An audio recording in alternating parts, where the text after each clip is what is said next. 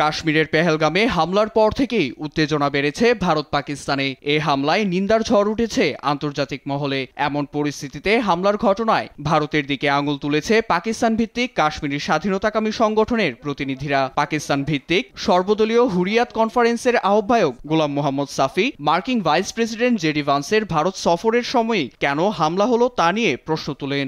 वो तशरीफ लाए हैं हिंदुस्तान। যখন মার্কিন ভাইস প্রেসিডেন্ট ভারত সফরে আছেন তখনই ঘটনাটি ঘটে। ভারতীয়রা তাকে একটি বার্তা দিতে চায় যে এভাবেই কাশ্মীরে পর্যটক হত্যা করা হচ্ছে। হামলার সময়কে লক্ষ্য করলে স্পষ্ট বুঝতে পারবেন कि इस मौके पे टाइमिंग आप देखिए।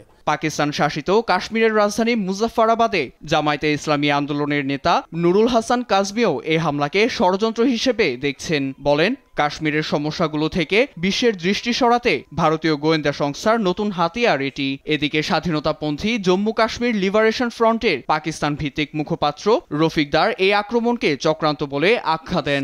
আজ 4 दिन के दौरे पे আমেরিকা का वाइस प्रेसिडेंट মার্কিন ভাইস প্রেসিডেন্ট 4 দিনে ভারত সফরে এসেছেন। আমরা বুঝতে পারছি এটি পরিকল্পিত চক্রান্ত।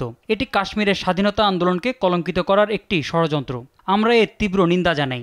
সেই সঙ্গে আমরা জাতিসংঘ ও আন্তর্জাতিক সংস্থাগুলোকে এই ঘটনার আন্তর্জাতিক পর্যায়ে তদন্তের আবেদন করছি। সত্য প্রকাশ করে এর সুষ্ঠু বিচারের দাবি জানাই।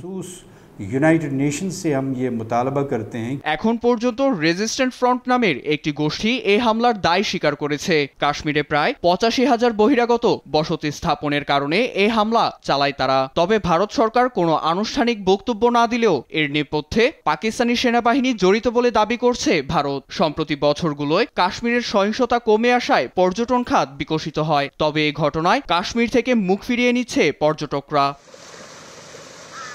নিউজ ডেস্ক, দেশ টিভি।